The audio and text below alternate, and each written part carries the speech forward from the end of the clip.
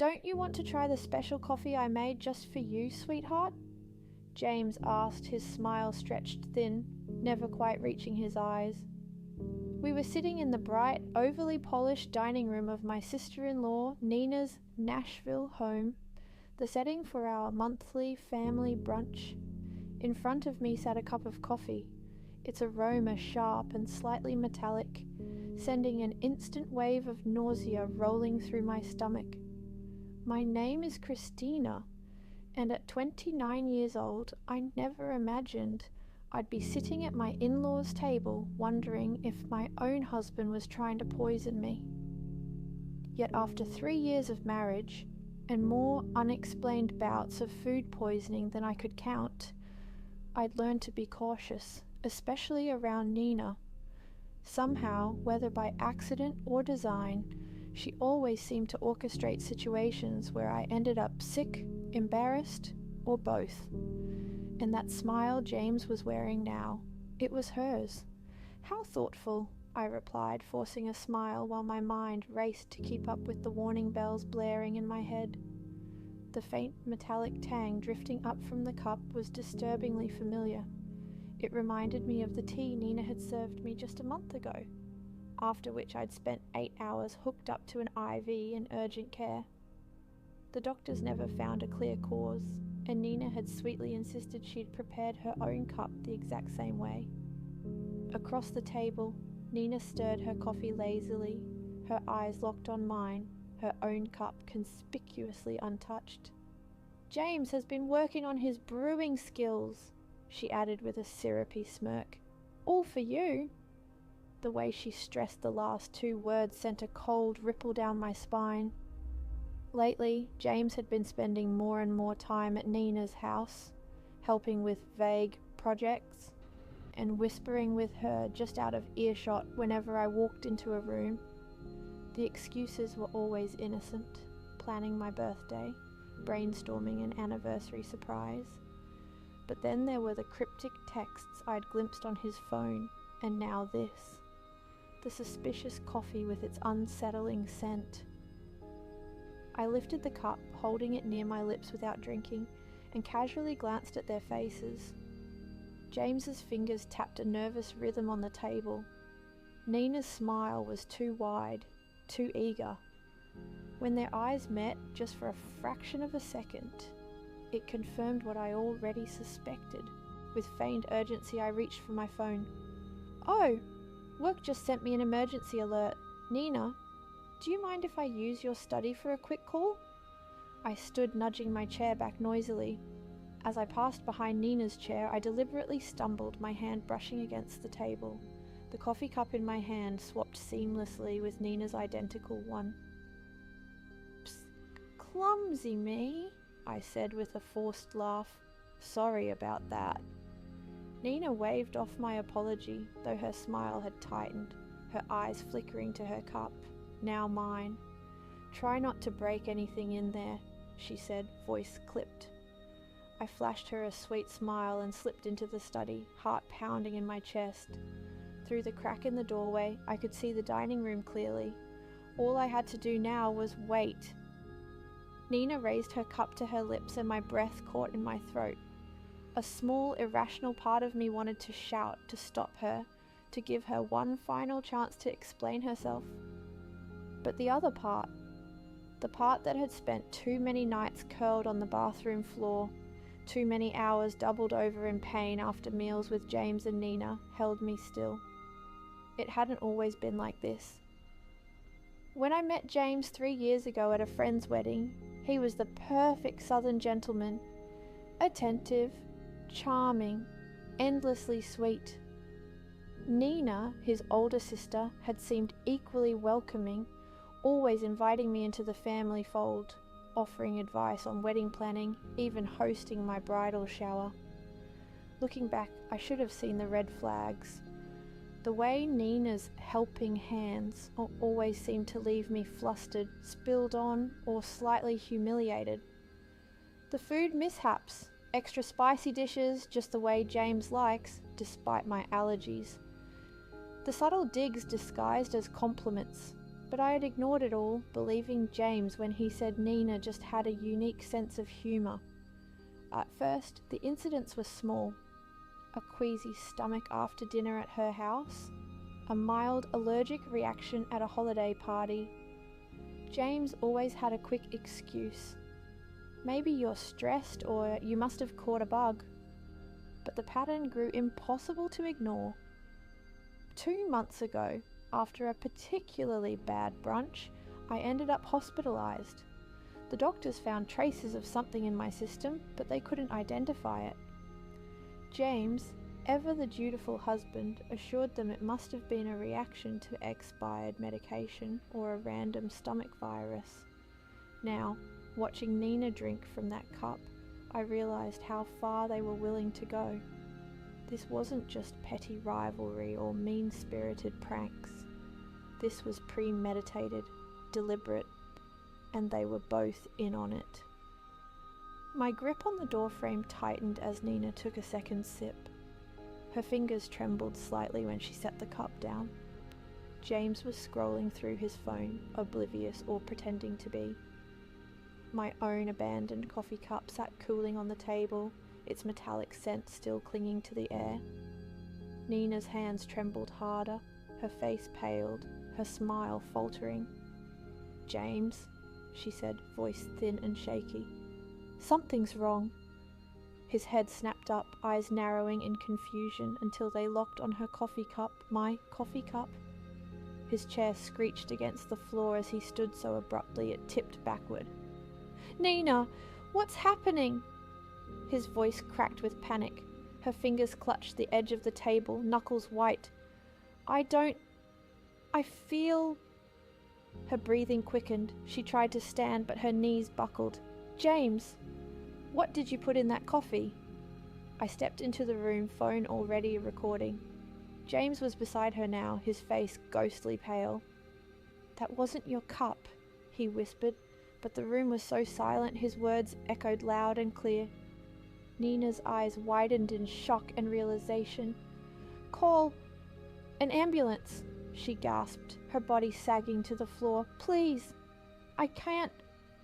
I calmly dialed 911, my hands remarkably steady given the chaos unfolding in front of me. "Emergency services? Yes, we need an ambulance at 1542 Maple Grove Drive," I said clearly, the phone still recording in my other hand. "My sister-in-law is having a severe reaction to something in her coffee. She's conscious, but experiencing tremors and difficulty breathing." James knelt beside Nina, helpless as her body convulsed. The carefully crafted web of lies they'd spun was unraveling right there on the polished hardwood floor of Nina's perfect dining room. And I stood there, phone in hand, watching it all fall apart. As I spoke to the dispatcher, my eyes locked with Nina's. The usual icy calculation that always hid just beneath her polite veneer was gone, replaced with something raw and unguarded, fear. "Christina," she gasped, her voice trembling with both pain and dawning realization. "You switched. You knew." "Ma'am, the ambulance is on the way." The dispatcher's voice echoed in my ear, calm and efficient. "Please stay on the line." James, meanwhile, was unraveling by the second. His hands fidgeted, his weight shifting from foot to foot. "Nina, what's happening? That wasn't supposed to... it wasn't meant for..." "Shut up, James," Nina hissed through clenched teeth, her anger momentarily giving her strength. "This is your fault. You said it would just make her too sick to present at the board meeting next week. You promised it couldn't be traced." The blood drained from my face. The board meeting. My presentation, the one I'd spent months preparing. The same presentation where I was set to pitch for the Henderson account, the most lucrative contract of my career. The account Nina had been gunning for at her own firm. Everything began sliding into place. Puzzle pieces I hadn't even realized were scattered, finally clicking together. "The tea last month," I said, my voice remarkably steady considering the storm raging inside me. And the breakfast 2 months ago. Those weren't accidents, were they? Nina's face twisted in agony, beads of sweat collecting at her temple. The tea. It was supposed to keep you home during the Johnson pitch, she admitted, her breath ragged. But you went anyway. James said we just needed to make you look unreliable. A sharp wail of sirens pierced the air outside. Through the window, flashing red and blue lights bathed the driveway. James took a shaky step back, panic flickering behind his eyes. "Nina, stop talking!" he snapped, his voice strained and uneven. "You're confused. You don't know what you're saying." "I know exactly what I'm saying," Nina shot back, her words slurred slightly as her symptoms worsened. "We've been planning this for months, ever since she started outperforming me at every turn." Her trembling hand gripped the edge of the table. "You were supposed to make sure she drank it today." The front door burst open and the paramedics swarmed in, their voices efficient and clipped. I stepped back, phone still recording as they lowered Nina onto a stretcher. Her eyes darted to me one final time, but whatever plea she was about to make was swallowed by the chaos. I ended the recording, immediately backing up the file to my email and my lawyer's. James stood frozen, his mouth slightly open, watching his entire plan crumble in real time. "I'll ride with her," I told the paramedics, my voice calm but cold. After all, I wouldn't want my dear sister-in-law to receive anything less than the best possible care. My eyes locked with James's, watching the sweat gather at his hairline. "And I'm sure the doctors will have a few questions about what exactly was in that coffee." The emergency room at Nashville General was chaos as doctors and nurses rushed to stabilize Nina. I sat in the corner of the waiting area, my phone gripped tightly in my hand, replaying the recording over and over. Every tremor in Nina's voice, every frantic confession. It was all there. Irrefutable proof that this wasn't paranoia. It had never been paranoia. "Family for Nina Anderson?" A nurse's voice cut through the noise. I stood noticing the distinct absence of James, who had vanished after mumbling something about parking the car 20 minutes ago. "I'm her sister-in-law," I said, following the nurse through a pair of swinging double doors. "Is she going to be okay?" "She's stable for now," the nurse said, her expression grim. But the toxicology report showed some concerning levels of foreign substances in her system. She glanced at her clipboard, then back at me. "The doctor would like to go over some unusual findings." Dr. Phillips, a tall, no-nonsense woman with silver streaks in her hair and sharp, assessing eyes, was waiting by Nina's room. "Mrs. Bennett," she began, "can you walk me through exactly what happened before your sister-in-law collapsed?" I took a deep breath, my hand trembling only slightly as I unlocked my phone. "I think this will explain it better than I can." I hit play on the recording and handed her the device.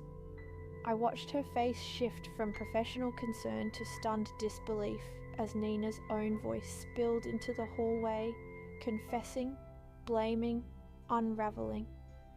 The doctor's fingers tightened around my phone. "This is very serious," she said, her tone clipped. "The toxin we detected isn't something you accidentally consume. This was intentional contamination." A figure appeared at the far end of the hall, James, pale and sweaty, peering around the corner like a trapped animal. He'd clearly heard every word. "Christina," he stammered, taking a step toward me, hands slightly raised. "Let me explain." "Stay right there," Dr. Phillips ordered, her thumb pressing the call button on the wall. "Security to room 412, please." James froze, caught between fight and flight. "This is all a misunderstanding," he blurted. "Nina was confused. She didn't know what she was saying." "Oh, really?" I pulled up the forwarded texts I'd uncovered last week, the ones I'd silently sent to myself the moment I found them. So these messages between you and Nina, discussing how to make sure I was too sick to pitch for the Henderson account, those were just friendly chit-chat? The blood drained from his face. You went through my phone? After I found the vial in your desk drawer, yes, I said evenly. Dr. Phillips. I've been hospitalized 3 times in the past 6 months after meals at their house. I'd like to know if what you found in Nina matches what's been in my system. Dr. Phillips's eyes narrowed. We'll need to run some tests to compare. Her gaze shifted to James, the disdain unmistakable. Security will ensure Mr. Bennett remains available for further questioning. 2 uniformed security officers appeared at the nurse's station, taking position at either side of James. His breathing quickened, his carefully crafted mask cracking under pressure. Nina and I, he started, his voice trembling. We were just trying to help you. You were working too hard, taking every big client. Nina said if we could just slow you down for a few weeks. By poisoning me? My voice was even, but my fingers curled into fists at my sides. How long have you been doing this, James? Since Christmas? Was that you tampering with my food at the holiday party too? His silence was all the confirmation I needed. Through the window, I could see Nina lying still, her bravado replaced by fear. She'd orchestrated every part of this, but she wasn't the only one. James had been her accomplice, her pawn, willing to betray me, the woman he married to further his sister's ambitions. Detective Mendoza is on her way, Dr. Phillips said quietly. She'll need statements from everyone involved. I nodded, a strange sense of calm settling over me. There was no going back. The truth was out now, and they would both finally face the consequences. Detective Mendoza arrived within the hour, a sharp-eyed woman with the presence of someone who'd seen it all before and was rarely surprised. I played her the recording, handed over the texts, and explained everything. The hospitalizations, the accidental food poisoning, the missing hours in James's schedule that had been filled with plotting instead of work. Mrs. Bennett, she said after reviewing the evidence, you said you kept a log of incidents. I pulled up the file I'd been maintaining for months, a detailed document listing every symptom, every suspicious meal, every unexplained illness, dates, times, locations, all cross-referenced with appointments, client meetings, and Nina's work calendar. Detective Mendoza flipped through the pages, her jaw tightening. You've been collecting evidence for months.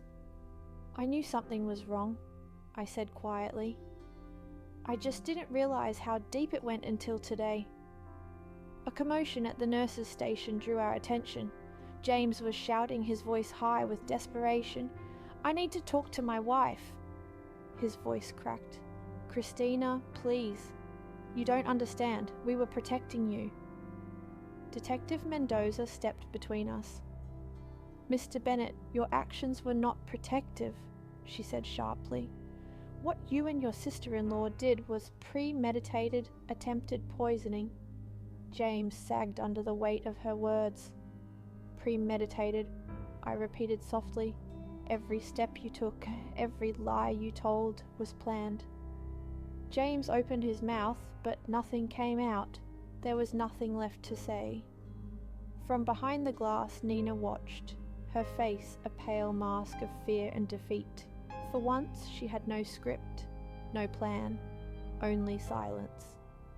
Dr. Phillips stepped into Nina's hospital room, a tablet balanced in her hand and a grim expression pulling at the corners of her mouth.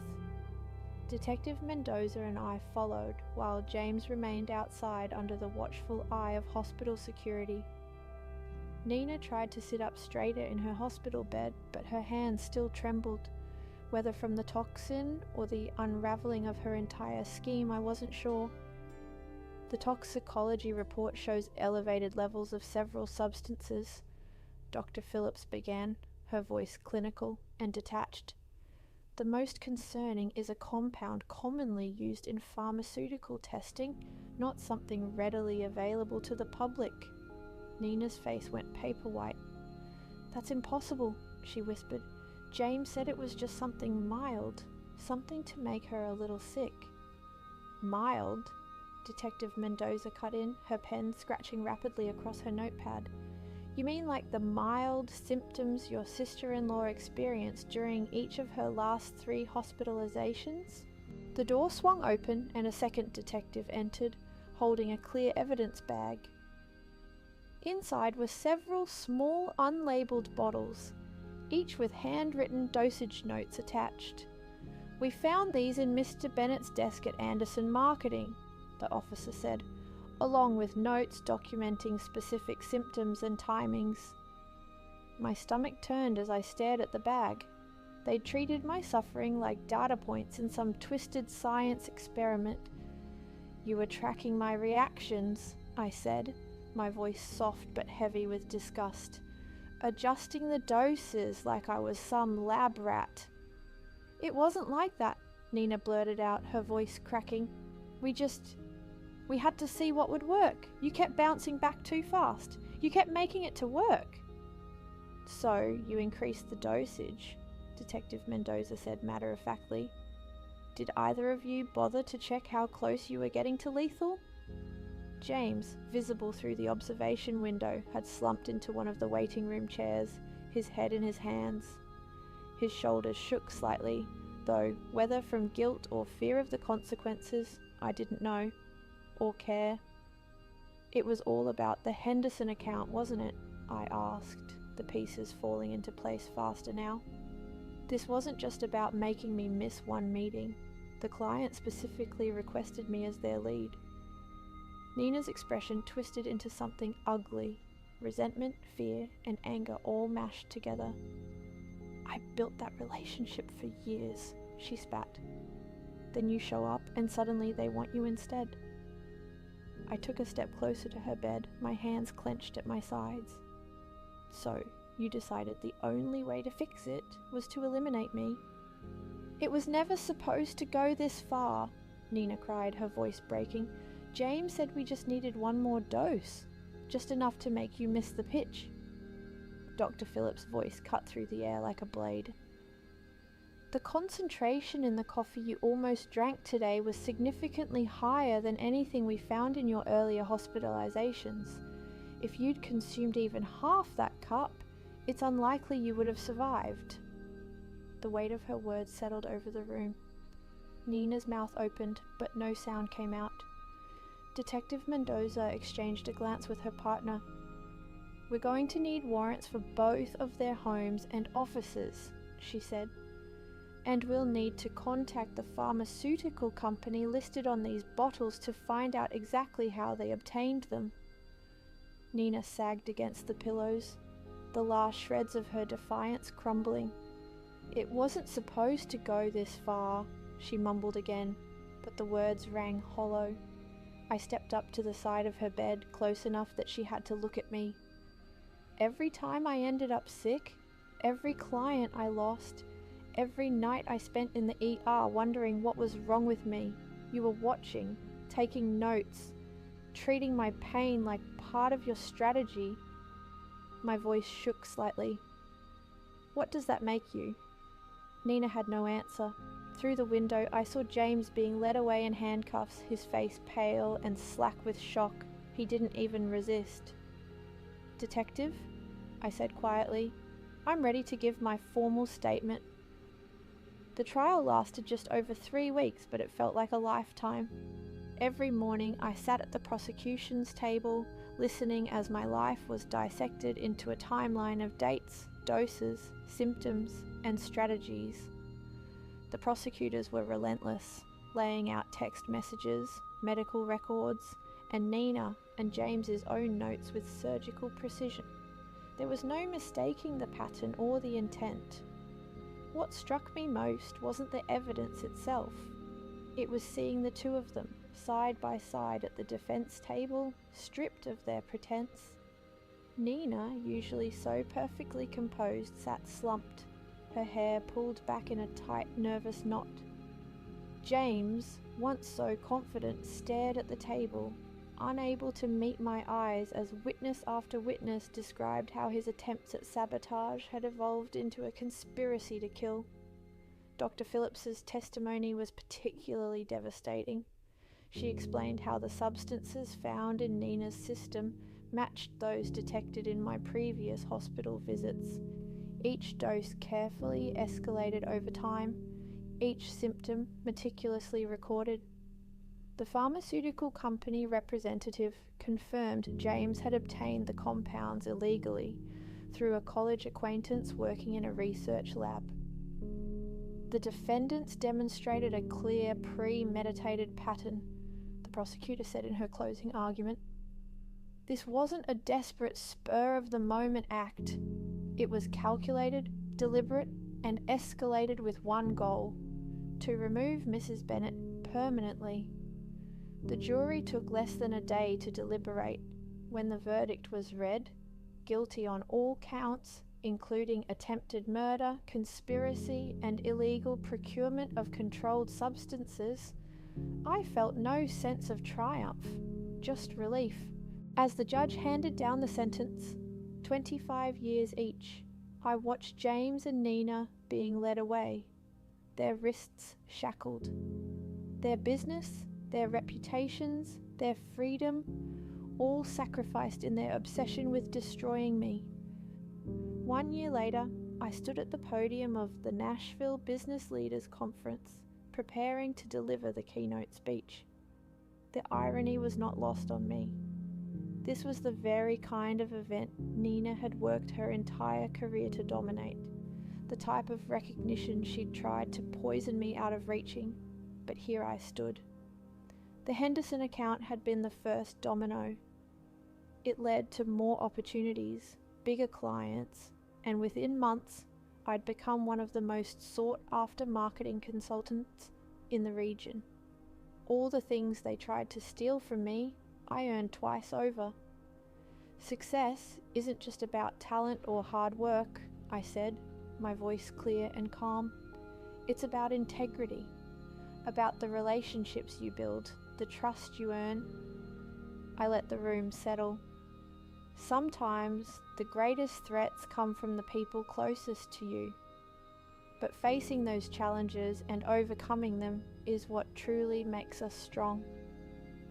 The applause was loud, but the moment that mattered most came after, when a young woman approached me as I stepped off stage.